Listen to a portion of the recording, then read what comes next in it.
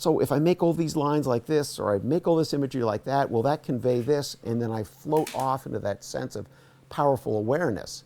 And so that I realize that these two major forces, that's it for me. That's really, and I think that's where creativity lies. I think the inspiration is the desire to pull these two forces together, and that is so great when that works.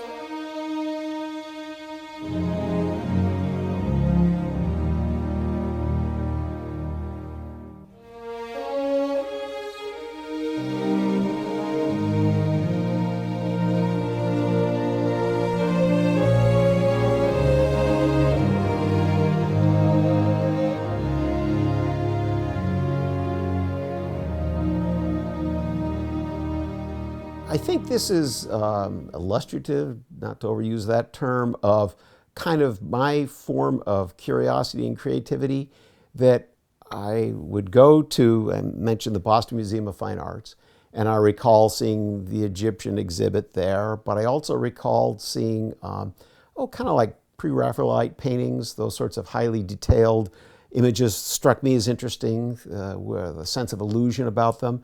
But I couldn't really define a difference between that and going to the Science Museum in Boston, where I would look at those experiences as pretty much the same. And I was as intrigued with the exhibits in the Science Museum, like the simple exhibits on pulley ratios, gear ratios, and those sorts of things, interactive exhibits. I would look at that almost with the same eye or heart that I would look at some post-impressionist exhibit at the Boston Museum of Fine Arts. Your first job as an illustrator is to keep the person from turning the page or clicking ahead. I mean, just stop people. That's simply what you have to do. And then after that, you have to make the stop of notice worth it. And you can make someone's eyes stop by being big or flashy or provocative or those sorts of things. But that's not the paths I'm interested in. What I want to be able to do is stop somebody, but then develop a real sense of puzzlement or wonderment, and that they look and they begin to think, I am learning stuff from this. I both feel something, I have a feeling about this, and I am learning something. When did you have any sense that you wanted to do art versus something else? Yeah, there's a real specific reason behind this, which is important. So I was the kind of a kid who, by nature, had to take everything apart at least once a week.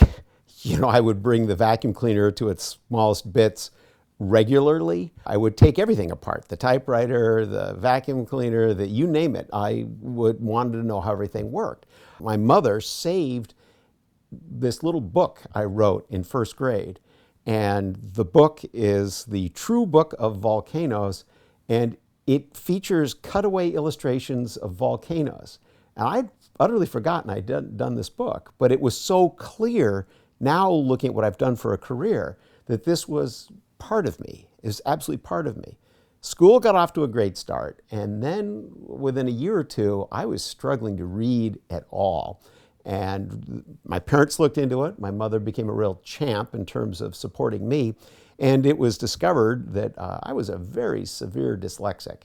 And that was really kind of, I think, why I lunged into the arts. Reading and writing was hard. And I eventually conquered those things, but they've always been a burden. But the visual aspects of things was a natural for me.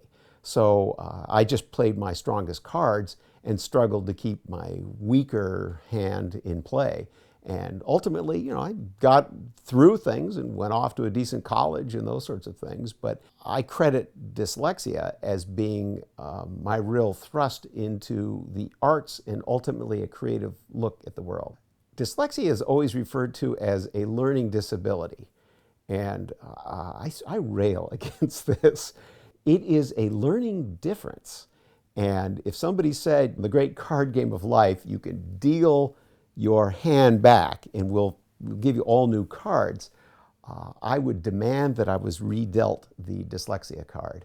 It is such a powerful gift that now, all these years later, I'm really glad I was dealt that card and it opening up all these creative doors to me that it did. So the ability to understand globally how things work was very, very easy for me. And it's a muscle that I've strengthened over the years with constant use. So in my illustration styles, I'm often hired, the commercial illustrations, like, all right, draw a picture of the memory system in a human brain. So I have to be able to get a three-dimensional view inside a head of, where the hippocampus is and how that relates differently than the limbic system with the amygdala, those kinds of things, and see all those positions of different parts and move that all around and then find the best angle in which to show the path of information. And that's easy when you're dyslexic. So things like all these drawings and creating these scenes and being able to understand, well, if I moved everything around and could I see it differently by doing this, that's a strength that I've really pushed over the years because I have not spent as much time trying to write stories or write my thoughts down or organize them in a typical coded language fashion. One of the things they did was demonstrate profound patience. I realized I provided many challenges for them because, to answer your question, my mother was a chemist who then becomes a nurse. This is right around World War II, and that was her approach. And my father is a naval architect, and he had a very interesting career path. He ends up working on, of all things, periscopes for submarines, which ultimately lead to working on optics for amazing things like the Hubble Space Telescope mirror is his mirror. The Viking lander, the first thing to land on Mars' surface and take pictures, those are his cameras. He had this fascinating look at the world of science. So what I think I did was I took this desire to know how everything worked and a general ability to make imagery. I was sort of natural at being able to draw pictures of things. And I figured out ways to explain things to people visually that interested me. And the stuff that interested me was similar to the stuff that interested my dad. I did luck out. They were patient and supportive. I think they both had, considerable doubts as to whether this struggling student who had an ability to see how everything worked would actually, his desires would come to fruition in any way significant. But they stuck with me. My mother was particularly patient. She actually ended up with a career of her own based on learning disability. By pursuing that career, she really helped me out in finding the help I needed to engage with this print culture we all live in. They were terrific. My mother, who had no artistic ability at all, but she still understood that, well, maybe I should expose this kid in a non-artistic family to artistic influences.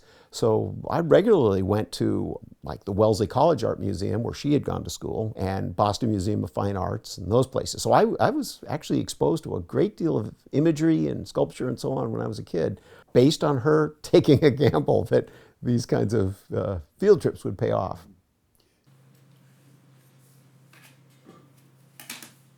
I do recall a particular trip where I got to see some of the student studios at Wellesley College. And my mind has often gone back to this one sculpture a kid was working on. And it was a sculpture of a soldier whose arm had been cut off. And the arm was there and the soldier was there. I was knocked out by this as a kid and really went and tried very hard to make sculptures based on the emotion and the sense of realism, three-dimensional realism that student artist had created. So it's intriguing to think that I'm aware of this, that in my own artistic pursuit, I've never really drawn a hard line between the formal arts, fine arts, and the commercial arts, and scientific inquiry. They have all sort of blended together to me. And I think that shows in the kinds of imagery I am attracted to and do now. I think a good example of this would be the large installation at the Vashon Center for the Arts. I had been part of the building committees and the construction committee and was on the board of VCA during the whole design development and through the construction. The purpose behind the piece, it had a required effort where we were trying to explain something to the population that would help secure a permit from the state and the county. It had to cover in a substantial way the history of that area. So I knew it had that mission, but I got so lost in the historical element of it that almost like a love story about Vashon Island. And the more I found out about it and the history of Center and the characters at play and actually talking to some of the characters and talking about their parents, and that love affair grew. And then combining that with the attempt to make an aesthetically engaging piece that if you saw it once, you might go home and then think, I might have to go look at that again. That's on my mind. And as I got working on this piece, and everyone kept saying, well, wait, what happened here before? And it took about 2 seconds to realize, well, go back far enough, and it's a gravel bar that's emerging out of the ice. And then after that, it becomes an old growth forest for most of its time. And the experience of being at that intersection would be one of, looking in this cathedral-like setting. Because of the limitations of the site, I realized that would force people to stand like you do at the base of a big tree. So I thought, all right, I'll have these trees rise up. And then there's even a panel at top that kind of leans over with the illusion of looking further up. And I used all those same techniques in terms of trying to get people to think, oh yeah, this isn't something I need to think about. This is something I might feel. Part of it was really important was to stay in the world of feeling and what was here before, and not just to say that there were big trees here, but to feel that big trees were here and that they weren't cut down with a chainsaw. They were cut down with two guys swinging axes for a couple hours at a time. Trying to get those feelings, not as a way of saying it's a judgment of what should or shouldn't be here, because I don't think I look at it like that. This is what's happened. This is what has come to pass. But isn't it good if we can remember the actual physical notion that there was this big old growth forest here, and that people came with simple tools and changed that landscape dramatically and built things. And then to realize, no, really, the story of Center is an ideal way to understand how Vashon came to be. The forces that came from the south through Burton, and the forces that came from the north through the town of where Vashon Township is now, and this back and forth, and that the dividing line is Center, and that it plays this role. And then you realize that's what happened in the whole Northwest, and that you could look at Seattle, Tacoma, Olympia, Port Townsend as being part of this same mechanism. And I think understanding this greater story got me motivated to keep going and going and going. The art center piece was, I was like working with the problems at hand, and the space I had was interesting because it's a tall space and it's a wide space. It's give an artist that wall, everyone feels, wow, this is what a great deal. But you can't get back from it because it's only about 10 or 12 feet deep. So no one can ever step back and admire it, which created initially maybe a tiny problem, but then all of a sudden became this huge benefit where it's like, okay, we'll go the other way. Let's force people to engage. So instead of stepping back and let me admire this, I'll get people to touch it. And then this idea that you would have to physically touch these panels and move them back and forth, which is kind of the way I think people would see history anyways, is that I have got to sweep away present things in order to connect with things below, and that almost making depth is a timeline, so that everyone is more or less engaged in the process on their own and feels like they're part of the whole thing. The final leg of this is combining it with an engineering problem and task of like, how do I put all these different layers of panels together? How do I get imagery on wood? How do I make a structure that is secure to the wall, won't tear itself apart over time, and won't end up falling down on some hapless viewer? All those things together, that crossing of all these different disciplines really strikes me as interesting. That really engages me.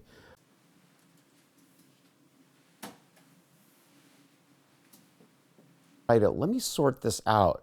Wait a minute, what are the ingredients in this? I love the taste of this, whatever it is. And what went into this? What are the ingredients? And straightening those things out and then thinking, well, they're the ingredients, then there's the technique of putting them together and the state changes through heat and all that kind of stuff. And then it's like, yeah, but am I losing track of what that original magic of things was? And that overarching kind of bloom of awareness, which knocks you back. You suddenly realize that the problems you were working with in your head have shifted into a feeling you actually have in your chest. And that transition back to that overwhelming feeling is very powerful, and that more what I'm pursuing, although I do get sidetracked with, wait a minute, let me understand this.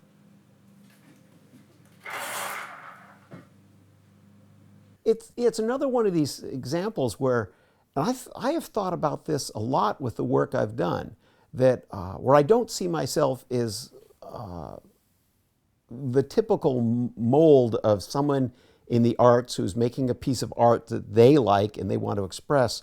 I feel sort of more a part of the process where I'm just trying to get something together that connects people.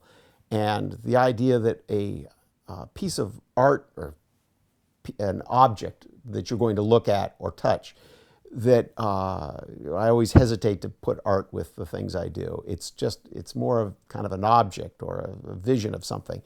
And to try to connect people and be the person on the side that is trying to create something that's worth looking at or engaging enough that it gets people to connect with it, and that you can then hopefully get people to return to it and connect in different ways.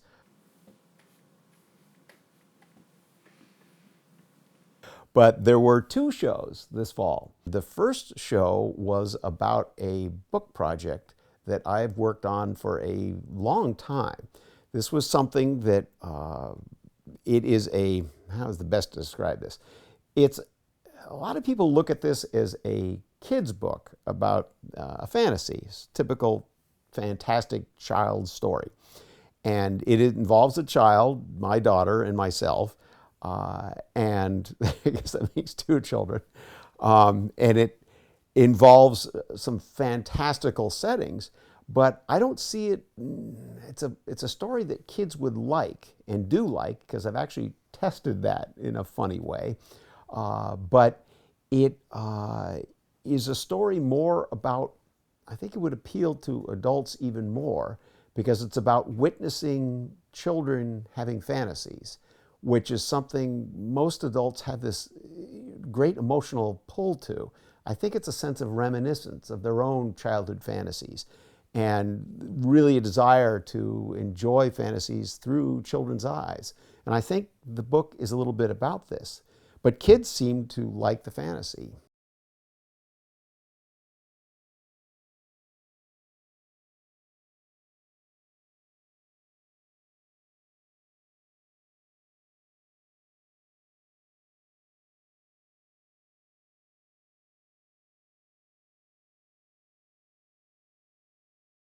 I ended up creating about, I think at the show there were 25 drawings, and these are drawings that have been created over about 15 years. This is not something I just pulled together. As a new parent wanting to be involved in your kid's life, and I had a regular experience with my daughter. We'd visit family members on the East Coast where my parents lived, and there's a large estuarial bay north of Boston, and it's a tidal body where when the tide goes out, this sandbar appears, and the sandbar becomes huge. This is like an ideal place for a father, daughter, any family member to boat out to and spend a day building sandcastles, having adventures, and at the end of the day, the tide comes back in and reclaims whatever you did and sets it back to zero. And my daughter would have these really incredible fantasies. And we'd building these castles, and she kept talking about the little people, the 1-inch people and the 3-inch people that we were building these castles for.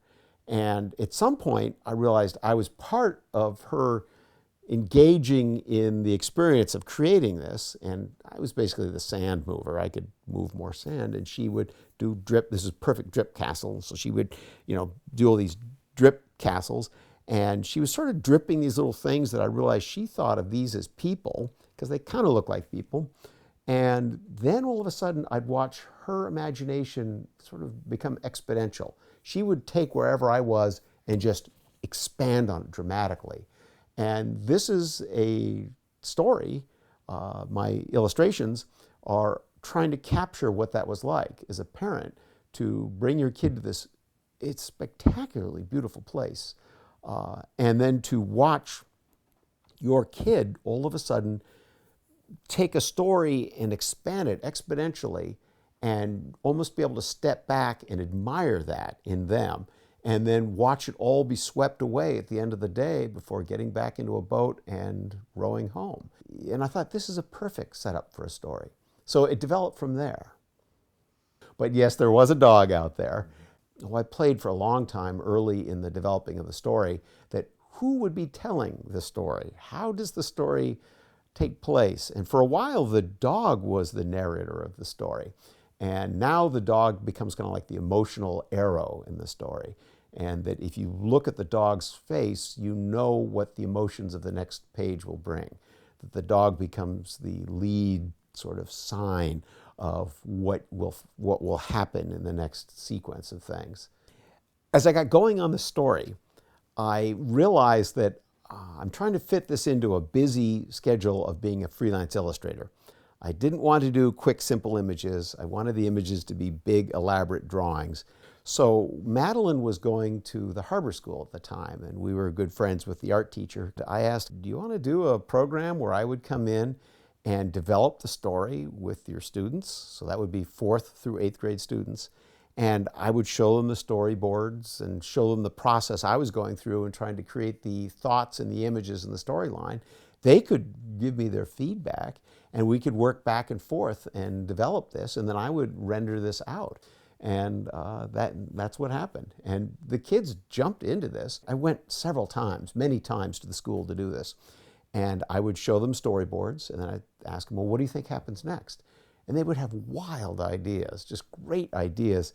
And the kids kept saying, you need more animals. It can't just be a dog. You need more animals. So my solution to that was to add the power of these rocks that became these large animals that would help save the castle.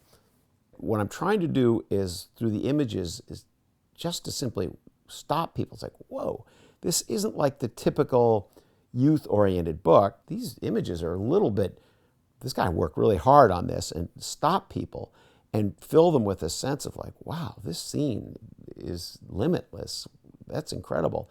And yet there to be a narrative that starts to come out of these scene after scene after scene. It's like, oh, there's a story here too.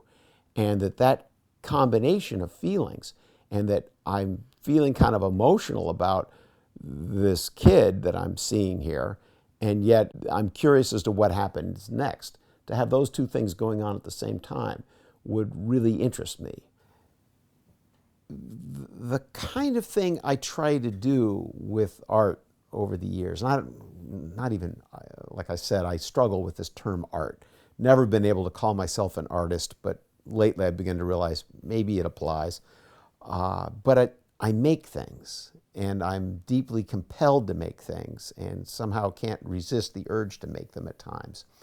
And sometimes I wish I could resist the urge, but I start making them, and it starts going. And that they have to mean a great deal to me, as it would for most artists, to get the motivation together to push against the current of, is this financially viable, all those sorts of things. it takes some energy. It's more of a Jones quality. You just have to do this. I was very, very pleased that when the show went up on the wall, that I actually got quite a few people contact me, and quite a few of them were standing just in the middle of the afternoon or something, standing in the show, and I got text messages, and I got a few phone calls, and I got some emails from people saying that they were tearing up. And it's like, you can't want for anything better to make a connection that it's whatever motivated me, that level of emotion to push against the odds, was motivating them as viewers. And it's like, that is perfect. That makes it all worthwhile. So in the end, it'd be great if I could sell a few things, just because, I need to pay the rent like everybody else does. I still have a bit of a mortgage and that kind of stuff. But that's not the motivation. The motivation was to take care of these deep emotions that I wanted to play out.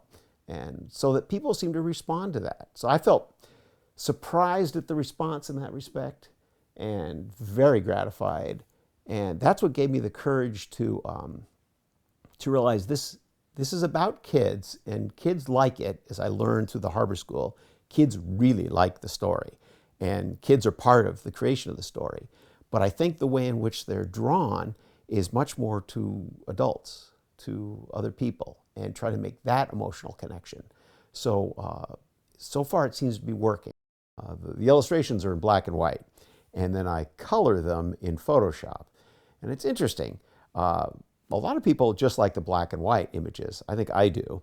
And potential publishers all said it's got to be color. So that's why they got colored. And the kind of imagery I make is very realistic, to the point of being illusionistic at times.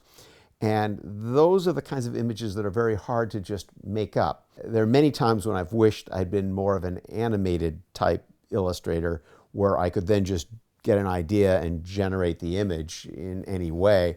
But this way I actually have to see, how does the light actually reflect off the hair in that situation?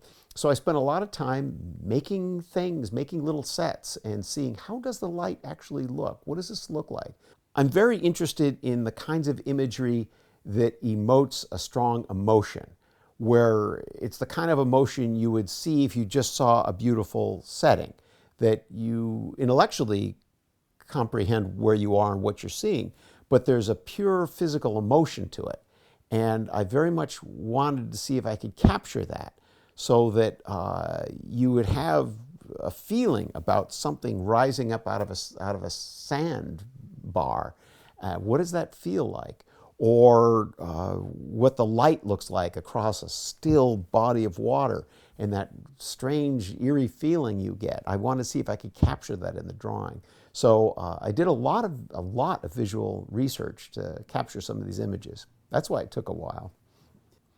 I think it's one of the interesting things about pursuing a career in the arts. It's, how do you know when you should keep working on something or when you shouldn't, and that mix of the emotions behind a desire and a pursuit for doing things, and what point does it become financially untenable to do, and what do you have to do on the side to buy enough time to do these kinds of things. And I think that's a dance that almost all artists participate in, and it's a real maturation process for most artists who initially don't want to do it, but ultimately I think benefit greatly by going through that process. I do hope eventually that I'll be able to sell enough books so that it's not just ludicrous the time I spent and the money gained, but I don't ever expect to make a great deal of money from it. That's my other illustration pursuits have provided reasonably well for me over the years, and I balance these two different approaches out. A lot of people sort of believe that creativity often gets sort of, I don't know, short-suited into, oh, that's all right brain thinking, and the analog world, all the left brain thinking, and that these are the opposites. Like, I don't agree with that. For me, each one of those ends of the spectrum is interesting on its own right, but creativity actually is the combination of the two. That the ability to live and float in that sense of overwhelming awareness, and at the same time be able to pull out some of the threads of how and why and what next, and linking those things together so that they might be applied in some way that would communicate to somebody else, or at least back to me, is sometimes enough. That balance is everything to me. That's maybe the long way around to getting to your question about the inspiration. I think the inspiration is the desire to pull these two forces together, and that is so great when that works.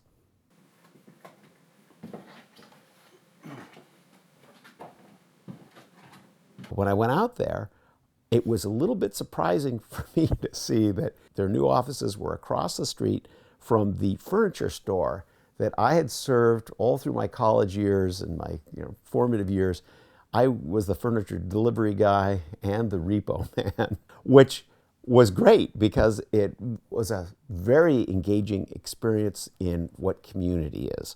And the human connections that was part of, I think, is a long story to really describe what I would want to do next, which was I've spent a lot of time working here in the studio and making imageries that hopefully engage people both with feeling but also a curious mind into things that they can pick up and learn about stuff. And I more and more would like to be back out there in the community somehow and having these real experiences with people. One, I would love to do more of these big installation pieces because you have to talk to so many people and have engagement with people and interviews like this to get the information you need. And then you have to deal with all the people you need to actually make things and struggle and find where do you buy little cast iron wheels. All those kinds of things are a really good part of that community experience. I'm also spending a lot of time pursuing, and it's sort of pursuing me too, portraiture for, this isn't just, the typical family, sitting there smiling at the camera thing. This is those kinds of more thoughtful, feeling-based portraits of people. It has imagery that hopefully carries feeling, but it also has these interactions that go back and forth, sitting and talking with people and getting to know them enough such that I can capture a bit of who they are in the imagery. And I think the final piece is that I've always taught on the side, and certainly not for the money, only just to learn from how other people are learning about imagery and creativity, and then just sharing the experiences and the laughs and the joy of struggling through things with people is just such a hoot. I would love to do more of that. So we have a field of view. We go around in this world with a field of view. So what do you think that shape of the field of view is? It looks more like this. You really can't believe this until you actually map it out. That's about right. And that one will go off the side here. Yes, it's impossibly wide. So I'm going to be working with, I guess, 3 classes of 4th graders to how to draw birds. And I'm not going to be able to teach them much about drawing, but to hopefully capture, every kid wants to draw. They all initially want to draw, and then they give it up. And to somehow try to do some little thing to kind of help them hook that passion they would have, that all kids have, to draw something, and somehow let them know, keep going, do it on the side, and then help them make whatever images they want. So those sorts of things, like the personal engagements of drawing portraiture, these big complicated projects that take research and engineering and all those sorts of things, and then the actual engagement in like classroom stuff, whether that's helping people with dyslexia or teaching 4th graders, or I'll continue teaching my drawing/creativity classes for now. So I think that's where I'm heading.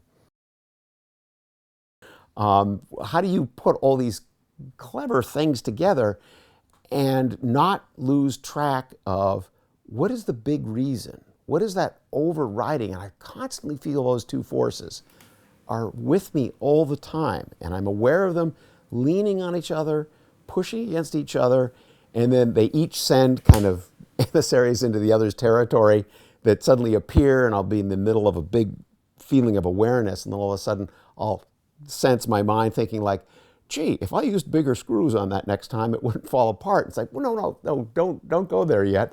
And then there'll be times where I'm working very hard to like, so if I make all these lines like this, or I make all this imagery like that, will that convey this? And then I float off into that sense of powerful awareness.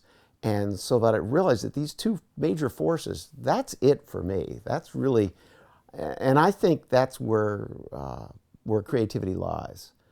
I would like to spend the next several years feeling a little bit more and thinking a little bit less, knowing a little bit less, but being aware a little bit more.